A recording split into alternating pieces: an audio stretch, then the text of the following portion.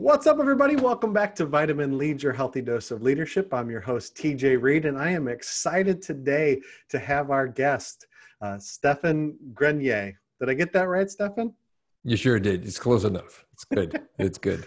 Well, thank you so much, Stefan, for joining us. Why don't you, we've already shared a little bit of your bio, but why don't you tell us a little bit about your past and what led you to your vision of a world where people no longer face barriers to good mental health? Yeah. So, I mean, I grew up as a happy young teenager, normal family. Everything was going well. Joined the military, wanted to serve my country. The first 10 years of my career were pretty easy going, TJ. I was, this was the 80s. This was the Cold War. We were preparing for the Russian invasion and we trained all the time and there was no wars. It's a Cold War, right? Right. And then, of course, that was the first decade of my military career. The second decade of my military career, the next 10 years and 10 to 20 years, was spent deploying all over the world because, of course, the Berlin Wall had fallen. The Russians were no longer the enemy. The world was falling apart. And here we were in our military up north of the border here in Canada, where we were sending peacekeepers all over the world. And one of the many places I ended up with in 94 was in Rwanda, where, not that Rwanda was a worse genocide. I mean, I'm not in the habit of comparing genocide, but, they ended up killing 800,000 people in less than a few months with machetes, right? So it was a bad year. 94 was a bad year for Rwandans, of course, and for those of us who were there to try to help people. And so that's where I really hit the wall, right? I hit the wall during the deployment, but I didn't know it. Because as a military leader and as a military person, you just keep plowing forward. When I came back, it was really tough. Reconstituted myself. It took me about 6-7 years to regain my mental health. And then, I sort of said, what's wrong with our organization? What's wrong with our leaders? What's wrong with me? Should I have not been a better leader when I was there, right? I don't think I was a bad leader, TJ. But looking back in hindsight, I'm thinking there was a corporal at one point. He came to me, not for help. He just came to me sharing what had happened. He had been held at gunpoint. It was a, standoff and all this. And I just thought it was just a bad day on the job, right? And as a leader, I don't think I failed him because we always stayed close and I supported him. But I know now I could have done so much more for him, right?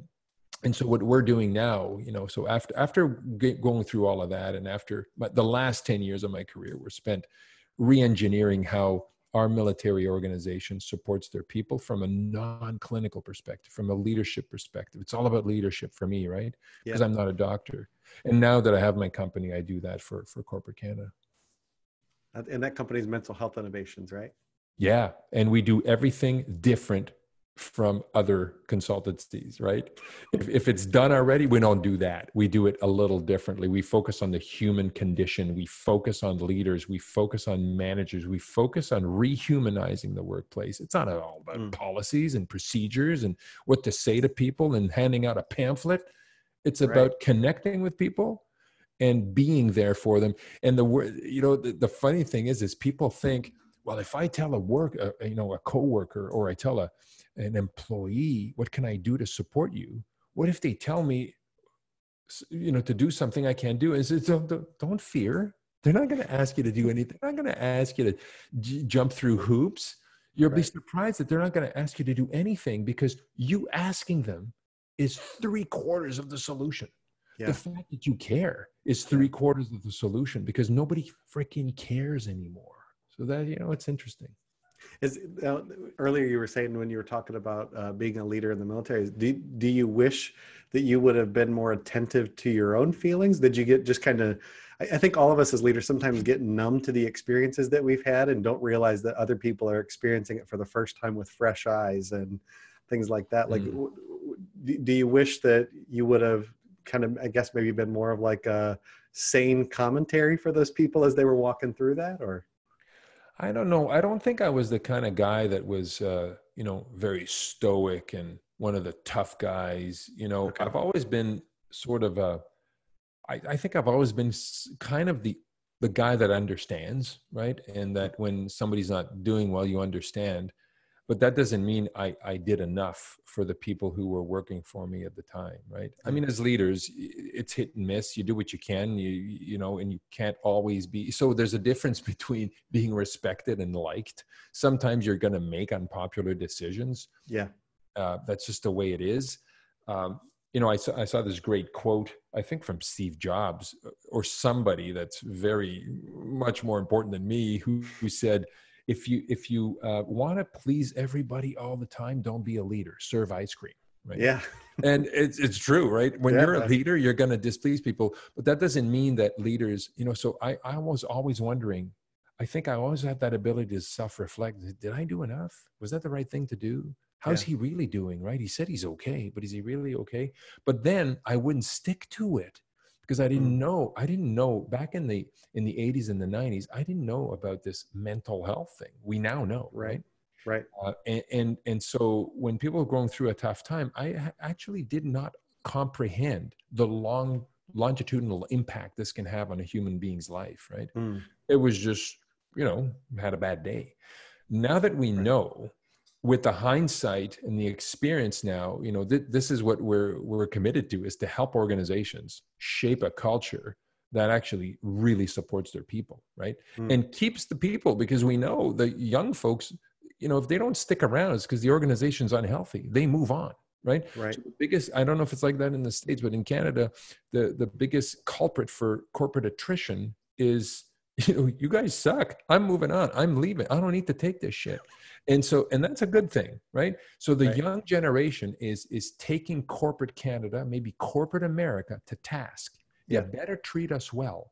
And it doesn't need to be a pity party. It doesn't need to be, you know, treat us well like tea and crumpets every morning, but you better treat us with respect, because we're not taking this shit, right? So it's a good thing. So can I say those things here on your podcast? Sure. Yeah. Why not? Okay. I read an article recently that, because I've just been very interested in this topic and like how to help folks with mental health in the workplace. And it said that, you know, millennials and Gen Z, they're so in touch with their mental health, unlike previous generations, kind of like what you were saying, we didn't know much in the 80s and 90s. And so they're bringing it to the forefront here. And there's an expectation that, hey, we're going to talk about this. So do you think that in the past, we just had like a toughen up, throw some dirt on it mentality in the workplace, that, Sure. or is it just that people are more in touch with mental health nowadays, or is it maybe both? I don't know. Well, I think it's all of the above. And I remember when I was growing up, mental health, when I was a teenager, a kid, mental health was not on the radar at all. But, you know, kids you know, I saw a YouTube video from a young girl who's 12 years old. She did a high school project here. You know, she's the daughter of a friend of mine, and it's all about bullying and the mental health of the little girl who's being bullied. And it's a cute video. It's like 5 minutes, you know. I mean, it's a lot of work for a 12-year-old to put a video like that, but these kids are so in tune with the concept. That was not my case growing up. I didn't even know the brain could be injured or ill, right? I knew I had a brain, but you know, you sprain an ankle, you go, okay, you move on. So essentially that's exactly the generation I grew up in. And now it's completely flipped inside out. So you have people of my generation now who are in their 50s, in the leadership and the governance structure of organizations, who are going, what's up with these kids? They're bringing up these issues. So I'm not so sure if it was a suck it up mentality, but there was definitely a part of that. But it's also an ignorance. Ignorance ignores itself, right? When you don't know something, you don't know it. Right? You just don't know it. And it doesn't mean you're stupid. You just don't know. So there's part of that. And I do believe that it's not all bad though, TJ. I do believe that there's something to be said about a healthy dose, and maybe some of your listeners will hate me for saying that, but there's a healthy dose of sucking it up, right? Sure. We have to, as a society, as human beings, build a little bit of callus on our psyche in order to go through life. We can't be porcelain dolls, right? We can't just be broken at every comment we hear. So from a generational perspective, what I'm finding now is maybe the stick is being bent too far the other way, Mm. Where as a 54, 55-year-old guy now, I'm thinking, I almost feel like pre-apologizing because I'm probably going to say something at one point that might offend somebody. And I Right. believe that that's probably a little too far, right? Yeah. And so people probably get mentally injured or mentally hurt too quick now. Mm. But that doesn't mean they're weak, but it means that there's a societal shift. And I think when the pendulum comes back in the middle there, we'll land in the sweet spot where Yeah. it's okay to be human. You're okay if you have a bad day. You're going to bounce back.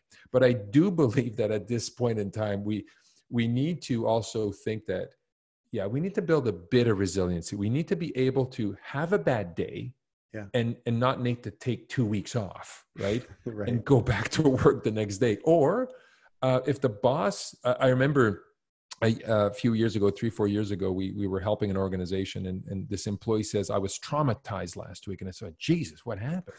And the employee said, my boss pulled me in his office, and, here's what he said. And he goes on to take what he says. And I'm listening to this. I'm thinking, well, you missed your deadline. You didn't come in one day, you didn't tell him. And he's telling you, don't do that again.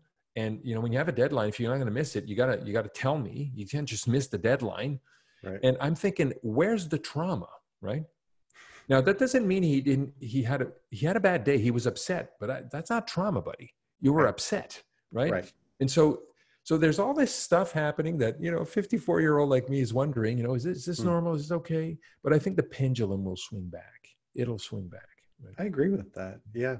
Yeah. I heard, I think it was Father Richard Rohr recently. He said that if people don't gain like the sense of self-identity and values, the kind of victim mentality and identity always tends to permeate, and you always tend to go back to that. And so, I think we've got that's what it is. We got to be careful about that. You don't want to be injurious to people all the time, but at the same time, you've got to work at, hey, I need to have a sense of self-worth, self-value that needs to be built up so that I'm not always fragile or broken like that. Yeah, exactly. That's good. One of your blogs I read, you mentioned that there's a difference between workplace mental health literacy and workplace emotional intelligence. Can you talk a little bit about that and how that works? Absolutely. So that's one of the things we do different in our company. So here up in Canada, there's an entire industry of we're going to come into your company and we're going to teach you about mental illness, mental health. And it's all about mental health literacy. So if we can teach you what the symptoms of bipolar is, and symptoms of PTSD, and symptoms of depression, and we up your knowledge base around mental illness, mental health, and it's basically this psychology and the psychiatry and basically the clinical narrative, right? Yeah. And the reason why this is occurring or has occurred and continues to occur is because when organizations look around and go, oh my God, our mental health disability costs are rising. What do we do about it? So mental health, we need a doctor. Doctor, come over here. Psychologist, psychiatrist, come over here. What do you think? Well, what do you think they're going to think? They're going to regurgitate what they know. What do they know? They know about the brain, the amygdala, serotonin levels. They know about the diagnostic terminologies, the symptoms, the DSM, right? And so we are flooded here with mental health literacy training. There's even a program called Mental Health First Aid. And the mental health first aid, I mean, the title is really cool, right? And you go, geez, physical first aid, mental health first aid makes a lot of sense. Yeah. The mental health first aid is infused with clinical terminology and clinical knowledge. And I say, I've been a leader my whole life. I've been a boss my whole life. After high school, I joined the military. I became a leader a year and a half later, and I was a leader my whole life. And that doesn't qualify me for anything really, but I say mental health in the workplace is not a clinical issue. It's a leadership issue. It becomes a clinical issue when the employee becomes a patient of a doctor, but that employee remains an employee. And as an employee, you're the leader. you better support that employee. And that support does not come from clinical knowledge. It comes from your ability as a human being to be vulnerable, to understand, have empathy, be humble, connect at the human level, and engage the person with whom you have more power perhaps, but just lower that power differential. In that moment when your employee is struggling, the power differential should be 0, and you should connect at the human level. Now, the reason why this doesn't happen a lot, TJ, is because managers and leaders are saying, yeah, but I'm the boss, right? And so if I say anything, I'm going to be held liable. So what we've found is the sweet spot of equipping managers and leaders on how to support a human being without ever jeopardizing the liabilities leaders and managers have towards the company, right? Yeah. And in fact, if you look at it, and again, you know, I'm not an expert about jurisprudence and case law in the US, but what's happening here is that more and more case law is changing. Employers are being found guilty of neglect and not accommodating, and they are losing millions of dollars in lawsuits. Why? Not because they failed to throw a pity party for an employee, because they failed to do exactly what I said, connect at the human level. That human being coming into work, putting in an honest day's work for which you pay, is a human being. And if you think he's going to forget all of his problems that he's having because he's getting a divorce, his kids won't speak to him, his aging parents are dying, and he's going to come into work and say, well, I'm going to leave that at home. You know, this work-life balance stuff where, well, leave your life at home when you come to work, and you work at work when you go to, it's one brain. There's one brain, and it's all in the same CPU, right? And so, or until we want them to check email at home, then the work-life balance goes out the window there. Work-life balance. And here's a BlackBerry and a smartphone, and we'll email you at 11 o'clock at night, right? Anyways, so that's my take on it. So there's a very big difference between increasing mental health literacy and having clinical knowledge, which is factual, it's evidence-based, it's academically sound, it's very interesting, but so unuseful. It is so unuseful. And so our approach is, you know, TJ, you know, I don't know if you're a boss. You're a boss at work? I am. Yep. Okay. So, you know, let's say you're a bad boss at work. Okay. Let's imagine you're just a bad boss. You're a bit of a tyrant. You're walking around, looking over people's shoulders, asking if they're going to meet the deadline, and people are afraid of you, right? Yeah. But that same human being who happens to be a bad TJ boss might be the nicest brother-in-law, the nicest uncle to somebody. Right. And we're saying, why do you change? Why do you have a dual personality? Right. Allow yourself to be human the same way you are in your family. Now, if you're an asshole with your family, well, okay, don't bring that into work, right? Right. But at the end of the day, there's a lot of good people out there that think that to be the boss, you have to know it all, and you have to have this power, and you have to, that's not the way it works. That's not leadership. No, right? That's not leadership. Anyways, that's usually a lack of self-management, right? Like I find that with the roles that I take on, I've got to do a better job of caring for myself so that I can come in authentically and be whole myself as a leader. Absolutely. And sort of model that, right? Yeah. Yeah, exactly. I think I read also on one of your pages that, the healthcare system is really not capable of meeting the needs of the growing number of people who are presenting mental health care challenges. Why is that? Why is that? I think it's because the mental health system is built around a medical model that,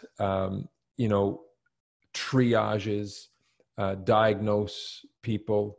The treatment modalities to treat patients is a fairly longitudinal process, right?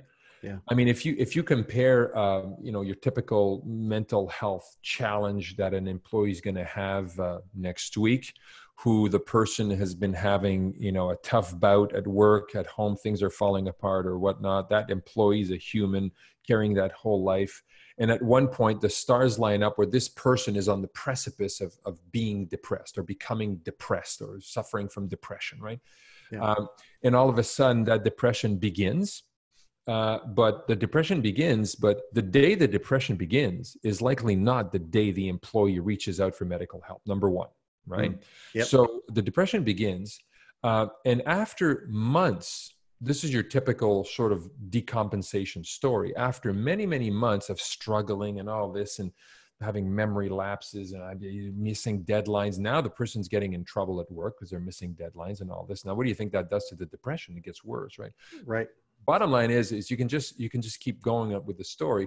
By the time the person reaches out for help, because of course there's stigma in there. So I don't want to be seen coming out of a shrink's office. And really, a lot of people, when they start struggling from mental health problem, separate from the phenomena of stigma, there's a phenomena that I call self-stigma. The employee himself, the person himself going through this is going, what the hell is wrong with me? I'm late for work. I feel I'm not motivated. And people are ashamed of that. You know, rare are the people who were early at work, who are now late at work, who are proud of that. Of course they're ashamed. That whole self-stigma thing kicks in, right? Yeah. And the irony with mental health problems is the very part of the human anatomy that is ill is the part of the human anatomy that will alert you that you are sick. But the brain is sick. So, you know, you break a leg, the brain knows the leg is broken. It sends signals and you go, that's painful. And you go into care. That doesn't happen with mental illness or mental health challenges, right? It's a different pathway. And the irony too is that the recovery process to recover from a broken leg, as an example, is quite known, right? You go in, get an x-ray, doctors, broke a leg, put a cast on there. It's around a month, 3 weeks, a month, physiotherapy, you're back, right? Right. So we sort of understand it.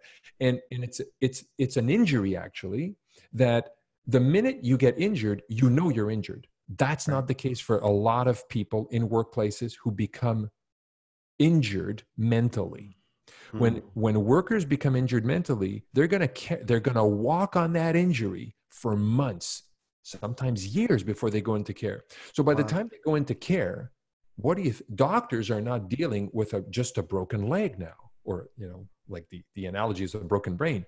They're dealing with a broken leg that's been walked on for a year. The bones have fused in the wrong way, right? Wow. The neural pathways are functioning in a very different way.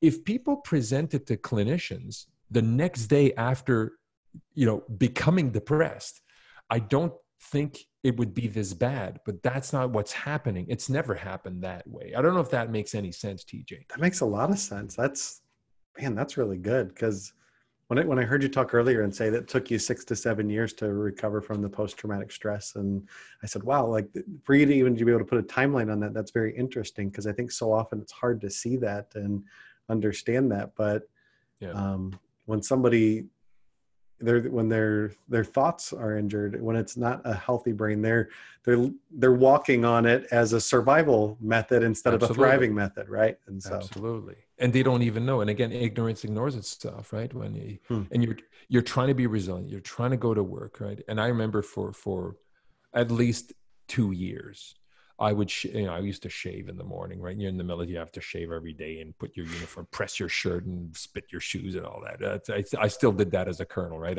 I did not paint my shoes. You know, I didn't have patent leather shoes. I actually spit shine my shoes. And so there's all that. Good for you. Right? Yeah. And I was shaving in the morning, literally look at myself in the mirror, TJ, saying, what the hell is wrong with you? Hold it together today. You know, don't screw up. What's the agenda today? You know, don't stop it, right?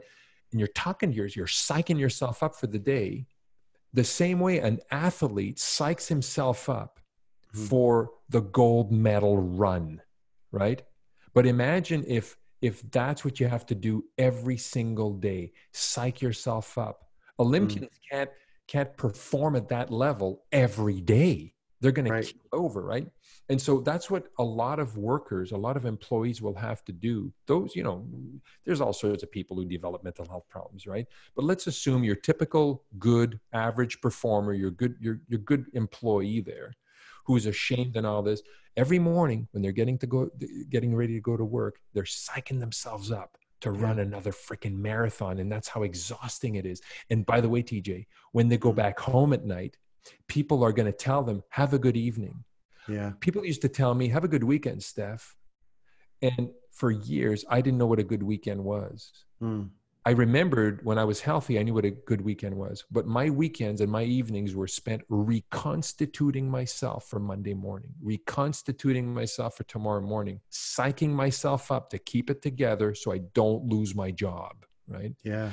How long can you sustain that, right? Which is why we have to find better ways to support people earlier on. Primary prevention, right? Primary at the very earliest moments. And we got the recipes for that, right? And it's working. Now I know, like, if somebody presents it to us, we should be vulnerable and treat them as a human. But like, as a leader, are there more proactive things to do? Should we be talking about, hey, here's some of the signs of like where you might be struggling, and we can help. We want to help as a place, without getting into the mental health literacy side too much. But do we need to be talking about it more as an organization so that people go, oh yeah, I do have a broken leg? So I think that it's not so much, my opinion, supported by, you know, how we approach things at MHI. My opinion is this. I think as a leader, let's say you're a leader who's saying, yeah, there's a lot of mental health problems in our shop and it's growing. That's the trend. You know, if you extrapolate the curve, this is just going to get worse. And you're a leader who has a crystal ball and you know you're going to be there for the next 20 years. And you say, okay, I'm going to change the course of history here. I do not think you will make a huge impact by starting to raise, you know, in meetings, hey, by the way, guys, you know, mental health is important. We want you guys to take care of yourself. If you have a problem, I have an open door policy. All this cliche shit there, that doesn't work, right? It's all cliche. And it works with healthy people. The healthy people will say, TJ is a really good guy, right? The people who are struggling will not perceive it that way, because people, when they're struggling, perceive things differently. And we can explore that later, maybe in the podcast. And there's evidence to show that. There's research that shows that. What we believe, and back to the emotional intelligence, what we believe really works is leaders must develop relationships with their people well ahead of a person's mental health degradation. Okay. In other words, you know, it's unheard of while somebody is drowning to say, hey, while you're drowning, I'm going to teach you how to swim. It's too late. It's too late to teach somebody how to swim and they're drowning. That's a good point. That's a good point. Yeah. So what leaders do nowadays, because leaders and managers and supervisors are all freaking busy. We're doing emails, we go to meetings, right?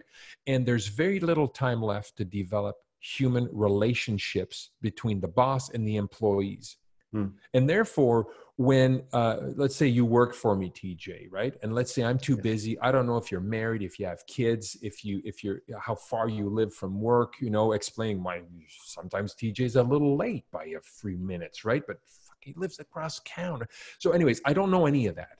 I just know that you work for me and you got deadlines and you got to be here on time and that's it, right? Okay. So I'm not a bad boss, but I don't know TJ. I really don't know. The day you start feeling unwell and you start feeling stressed for whatever, life issues, work-life issues, doesn't matter. And I sort of say, TJ's not well. Well, I'm going to reach out to TJ and see how he's doing. Well, TJ's in no freaking mood to tell me, the boss, how he's feeling. Right. The boss never asked me when I was healthy how I was. So why the hell would I tell him now? Yeah. Back to, it's too late to teach somebody how to swim. Do not think as a leader you can develop a relationship, a supportive relationship with a person you have no relationship with. You have to establish a baseline with your people. That's really good. I like that. So that's where the focus needs to be. And therefore, managers, imagine, let's say everything is very simply mathematically sound, right? So a manager has 8 hours in a day, in a perfect day. And in that 8-hour day, the manager spends 4 hours doing emails, 2 hours in meetings, an hour doing actual work, and an hour where the manager says, I don't have anything to do for that last hour. So I say, take that hour, walk the shop floor, go talk to people, engage them, right? Don't have an agenda. Right. Just go sit with them and do what I say, just shoot the shit. Right. Yeah. And don't go talk to TJ, your employee, and say, so TJ, how's the report coming? No. Say, Right. TJ, what are you doing next weekend? You know, Yeah. I heard you went out to a hockey game. How was that? Right. Build that relationship. Right. That's your job. If you're managing people, your job is to connect with the people, right? Yep. And we Absolutely. forgot how to do that. Hmm. Managers don't do that anymore. We forgot. And that's sad. We forgot that people are central to how we run our businesses. Yeah. I usually have to do those checks for myself. When I find myself stuck behind the computer monitor too long, I go, okay, I'm hiding right now. And it's time to Yeah. stop hiding. It's time to get out there and Yeah. care for folks. Yeah. Well, I get a sense you're not part of the problem, because if you were, you wouldn't even have the presence of mind to do this podcast, right? So yeah, you're a step ahead or two for sure. So, sometimes I am, but I'm growing at it. Right. So Yeah. that's good. When you talked about being supportive, this last year, I've really been walking through myself, like admitting that I struggle with anxiety. It was something that I often viewed as like a weakness. And so I wasn't willing to admit it. But when it came to it, when it was time to admit it, I didn't go to the people that were just kind of putting out those, like you said, those pithy statements, but I went to the people that I knew care for me, those friends, those That's right. people that I knew I could be safe talking about it with. Correct. That's really good about the supportive things. So you're living proof, right? You're Yeah, living proof that, yeah, you'll gravitate to those you have a relationship with, right? Yeah. absolutely. And sometimes, you know, I give keynotes across Canada here, and, you know, HR conferences, and there's 1,000 people in the room. And after the keynote, people come over and they shake your hand and you sign a few books, and people say, oh yeah. And then there's always somebody who says, do you have a minute? I have a question for you, right? And they'll say, I have this employee, right? And they tell you the story of, you know, the employee's gone on sick leave and all this. And they say, the employee doesn't want to talk to us. Well, I said, but did you ever talk to him before? Well, not really. Well, why would he talk to you now? He's in the worst place in his life. Right. You know, if you didn't care when he was healthy, why would you start caring now? Right now, of course, there's no need to care when somebody's healthy, but mental health works backwards. That's If you so good. want, right, it works in reverse. In other words, if I'm going to give you a break because you got a broken leg, the fact that I cared for you before the broken leg doesn't mean when I accommodate you in the workplace for your broken leg that it's not going to work because I didn't care about your leg before, right? So, Right. but it's counterintuitive in mental health. Mental health is all about going upstream and kick-starting that relationship before. Hmm. And hopefully you'll never have to support a person who's got a broken brain, right? But if they do, you've set the conditions for success. The broken leg doesn't work that way. The employee with a broken leg comes into work, oh, geez, you broke your leg on skiing or whatever. The fact that you ever asked them about their leg before doesn't really matter, right? Right.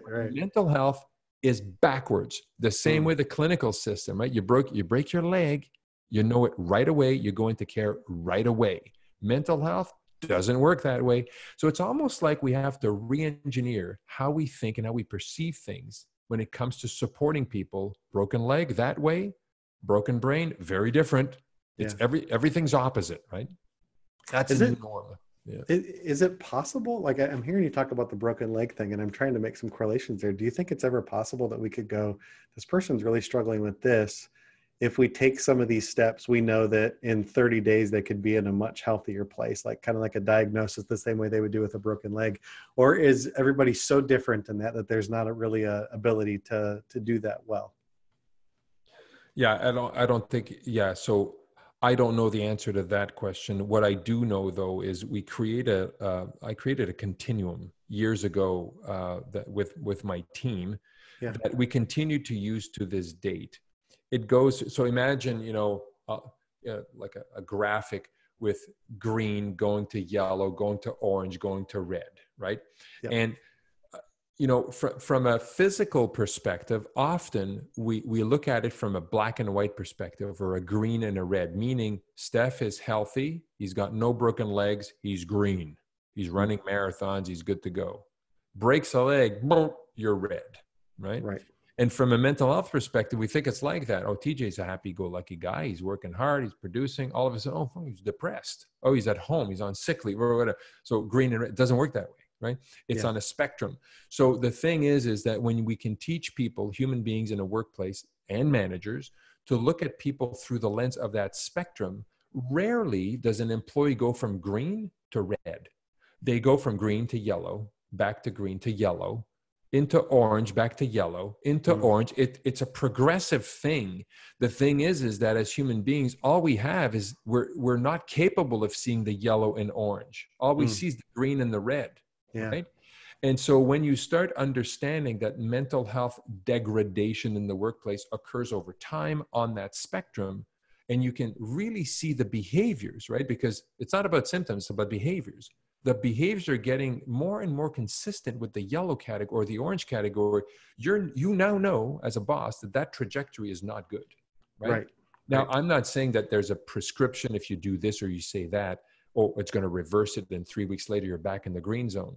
But not even understanding that concept is a huge disadvantage for the manager who's now mentally literate. He's got all this mental health literacy. He's got these clinical words and he knows what depression is, but you still are not looking at your people through the right lens, right? So when we teach, we explain that lens and we bring that paradigm to life. And people see now, oh my God, TJ's in the yellow zone, right? He's been yellow for a couple of weeks and he's in the orange zone. So I better start, doing something for TJ before he goes red on sick leave, right? Yeah. And of course, it could be self-serving for the company. But at the end of the day, I say, whatever the motivation is, if TJ is healthier, everybody wins. The company wins, the manager wins, TJ wins. He's healthier now, right? So you're taking better care of people, basically. Yeah, it's a win-win-win, right? For sure. Now, I see on Mental Health Innovations, you all do a community-based approach. Can you talk a little bit about that? Is that just that the managers and fellow coworkers all kind of join together in the organization to do that community-based approach? No, so community-based approach is more from an implementation perspective. So it has nothing to do with how the organization functions. So one of our signature services for corporate Canada or corporate America is creating and sustaining peer support programs at the workplace level. So imagine you work at a company of 5,000 individuals.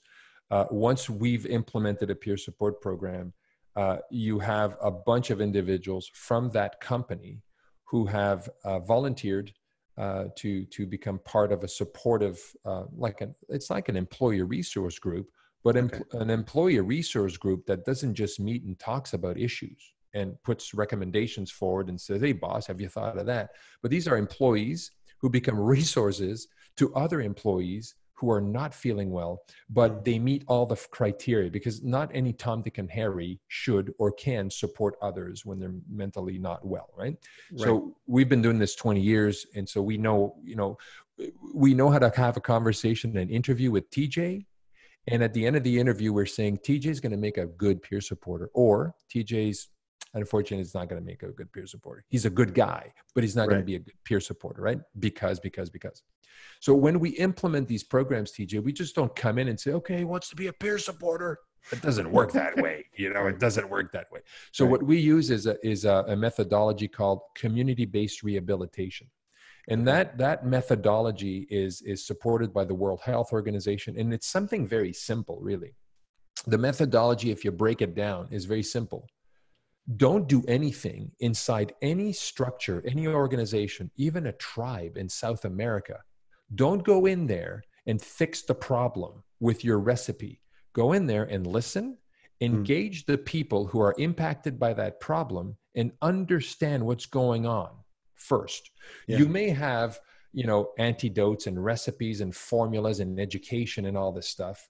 But until you can really understand what's going on in that organization at the community, that's what the community is. Community-based means you engage the people who are struggling with the problem to leverage the knowledge in that community to ensure that what we have as formulas at MHI, you sort of validate that, right? So before you go into a company, like big company, I don't know where you work, TJ, and say, okay, we're going to implement a peer support program. We've got the contract. Here's what we're going to do. Line up here. And this is right. Here's the forms. No. Go in there and shut up and listen. And so that approach works every time, because of course, the programs are always launched with the same major pillars. There's always some policies. There's some, there's a recruitment process. There's a process, but understanding how the organization functions from the inside out allows us to calibrate the program to make sure it's successful.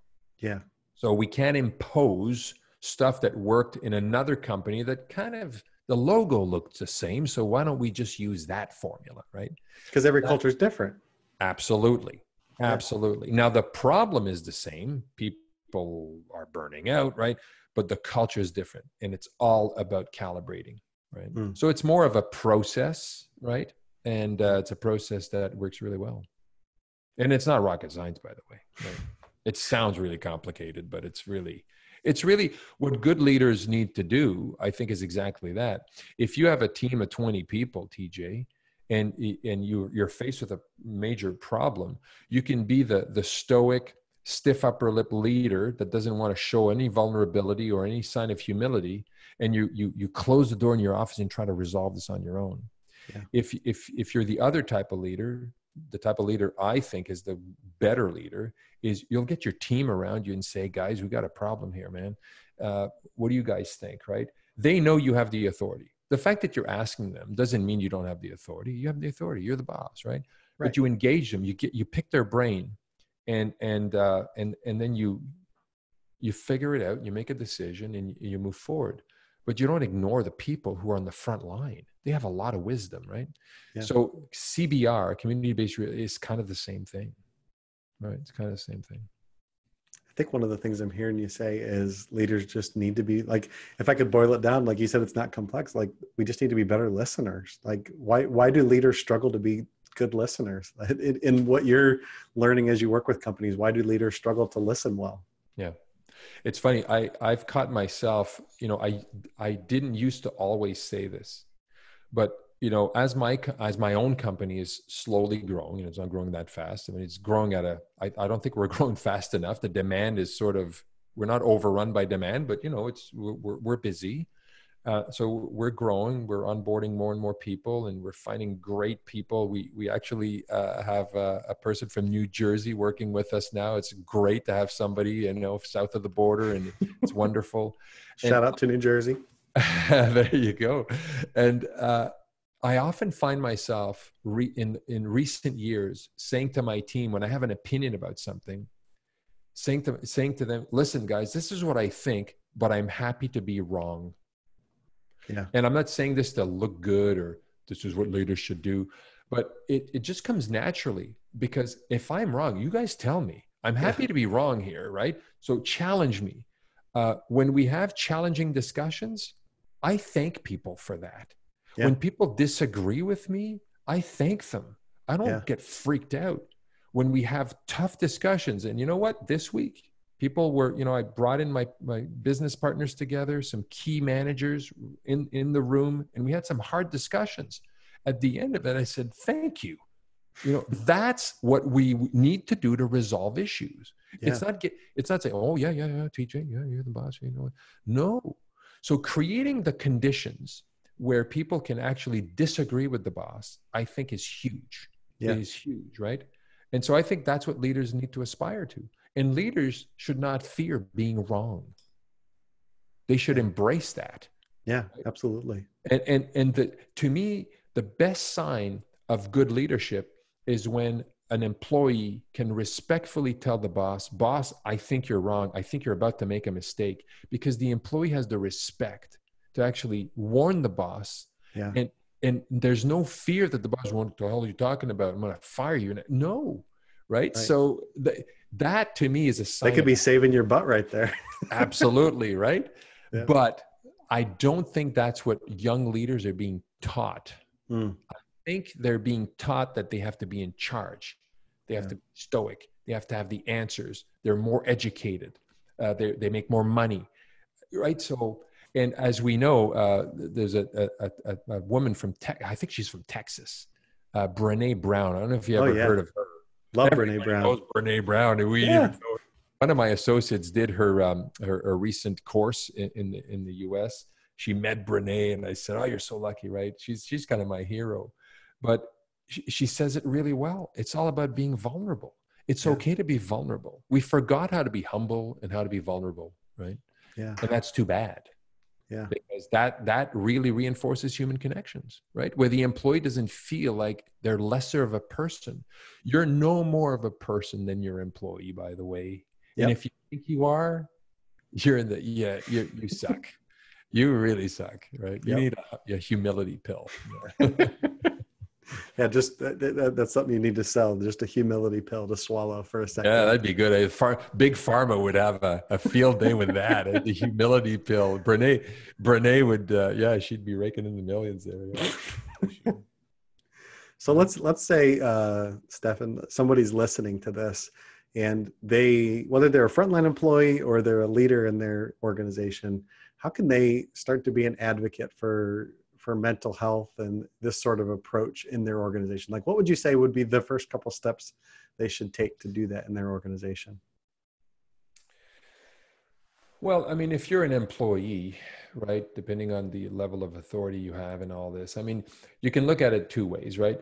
I mean, if you're an employee on the shop floor and you have very little influence over what the company does in the next 10 years, then I don't think strategically, organizationally, there's a lot you can do. However, there's a lot you can do for your coworkers, right? Yeah. If the same person you're describing now is a director general somewhere or a vice president of HR and all that, well, my answer is going to be very, very different, right?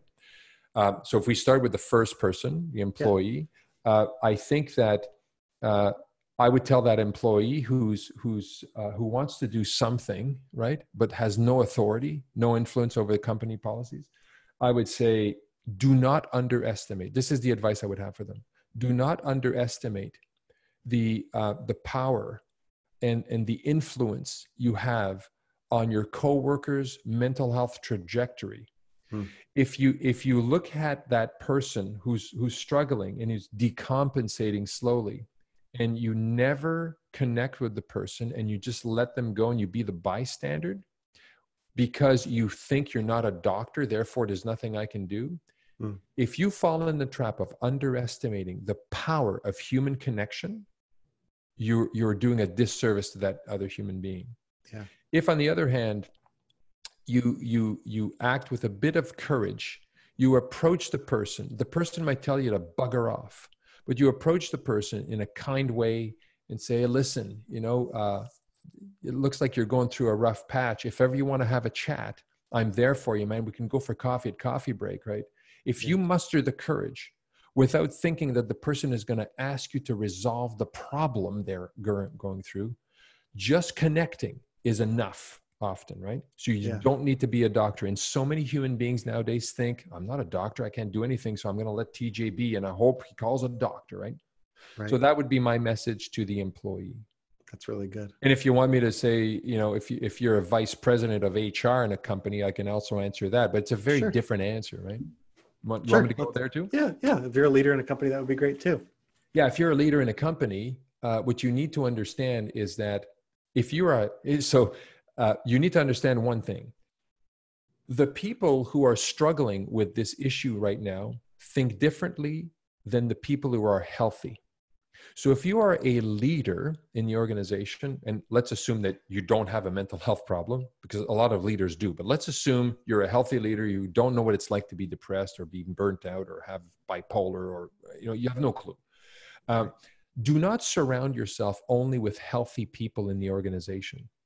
And say, okay, what are we going to do to resolve this? Because the advice you're going to get is very different from the advice you will get and the insight you will get if you surround yourself with people in your company that have suffered through the problem. That's really good. Yeah. And by the way, this is my opinion, but my opinion is supported by empirical evidence. Dr. Hogue in the US did a study years ago which looked at over 6,000 people who answered surveys around mental health, workplace, blah, blah, blah, right?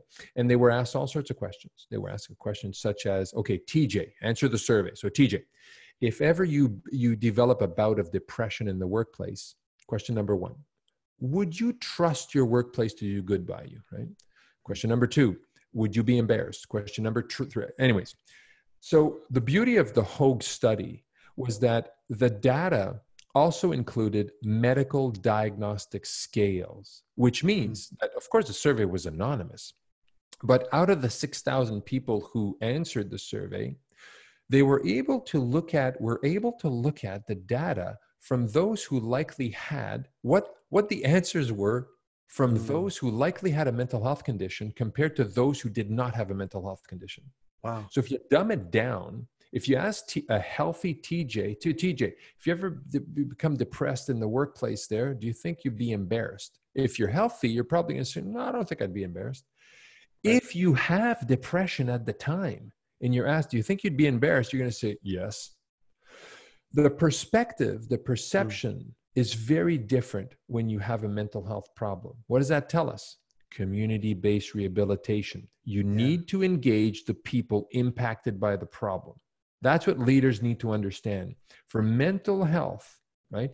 And the beauty of what we do in our company is because we're, you know, when organizations come to us, they outsource that task. Why? Because they recognize that, hey, listen, the VP of HR wants to do something good for their people, and it requires engaging the people who are depressed today. Do you think depressed people in the company are going to go in a boardroom and say, okay, we're having a mental health meeting for everybody who's depressed. Come on in. We want your opinions. Nobody's going to show up, right? Yeah. So we have ways to actually reach out to those people from an outside perspective, right? So I'm not telling your VPs hire MHI, but the thing is, the point is, figure out a way to engage the people who are impacted and get their insight and get their eye on the problem and see what would work for them. And out of that cohort of people, TJ, there's a lot of people who have been depressed, who have recovered, and they remember how it was. So you can also talk to those people, right? But again, it's embarrassing. Nobody wants to show up. There are ways to do this, right? And that's very important.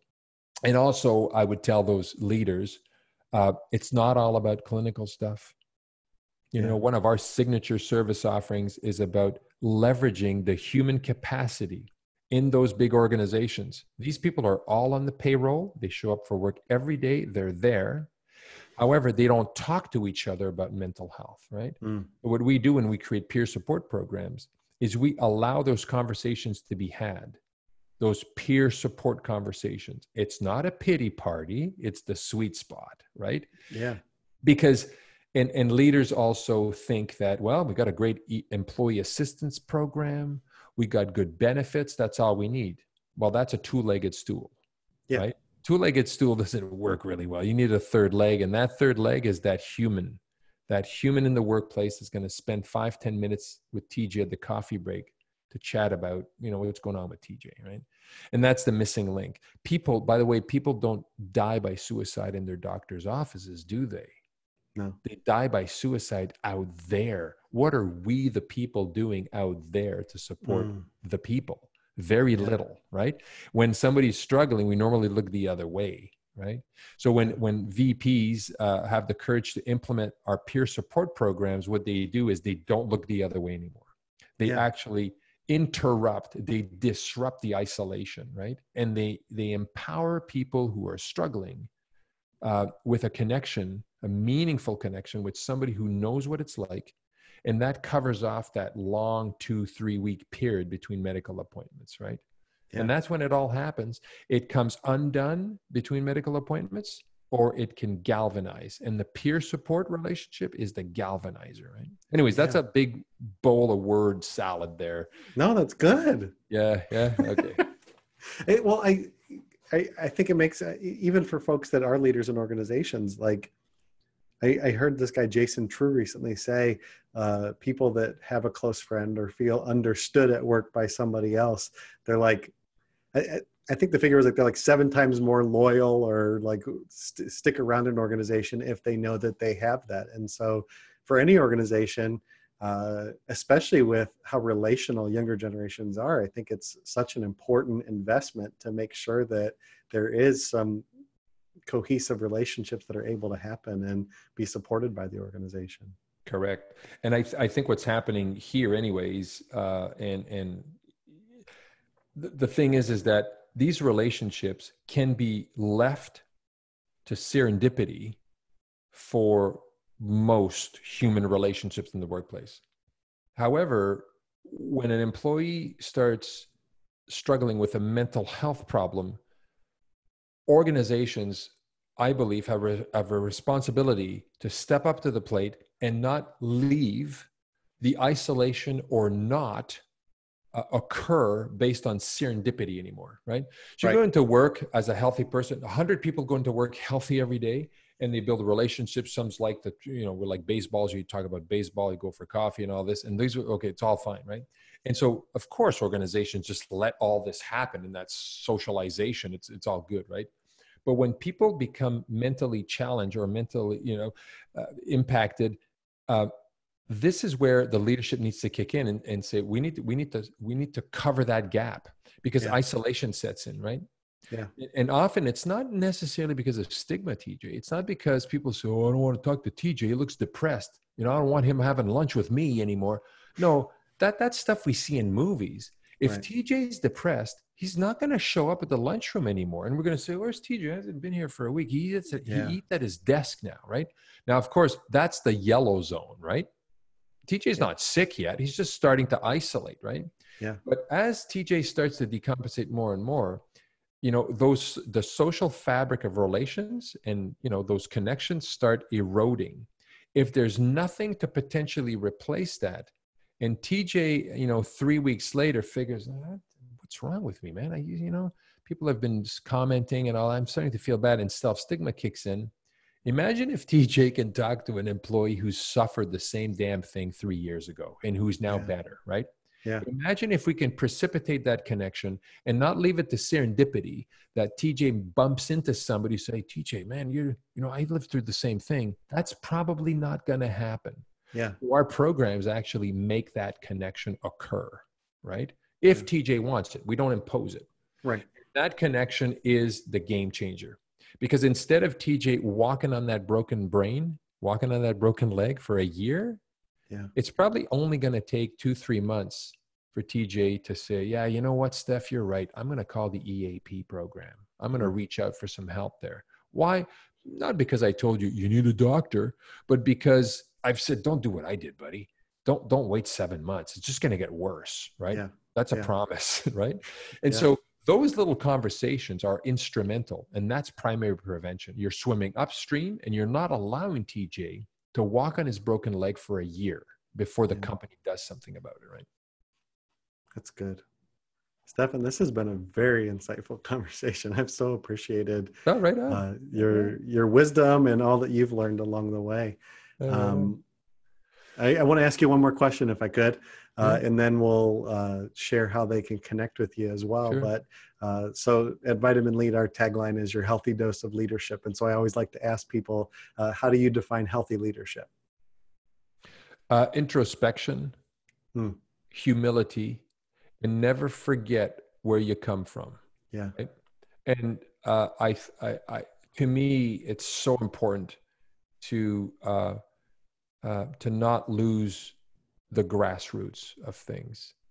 And I make a point, every once in a while, TJ, we have a team in Eastern Canada here, that group of employees that do some hard work. And this fall was really busy. And one of my business partners said, I said, I'm going. I need to connect back with our frontline employees who do the tough work, because it's too easy to be, like you said earlier, right? When leaders lose the ability to want to connect with their frontline employees, it's time to retire. Yeah. It's time to leave, do something else, right? Yeah. And be in awe of your frontline employees. Be humbled by what they do.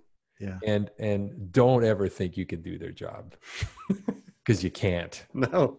Yeah. Anyways, I'm very aware of that. Yeah. Yeah. No, not you, but you know what I mean? Yeah, absolutely. Yeah. Humility, man. Humility. That's so good. I love that. Okay. So how can our listeners connect with you? I know you have a book out. I know that you work with Mental Health Innovations. How can they connect with you and learn more about what you do? Well, there's one thing that is easy to remember. I mean, my name, Stéphane Grenier, and it'll be published, I'm sure, on your podcast. So I have a blog, stephanegrenier.com. It's not a very active blog, but every once in a while I feel inspired. I write something, and my book is also promoted there. So stephanegrenier.com. And the other one that's easy to remember is supportyourpeople.com. Supportyourpeople.com, right? So that is one of our flagship service offerings. And there's a free tool on there, actually. So for organizations who are listening in tonight saying, hey, well, what do we do now? Well, there's a free, you don't have to put your credit card in, right? And just stuff like that. But you can do a quick assessment around where's your organization at, and you get a score, and the score actually tells you, here's what you might want to be thinking of next, right?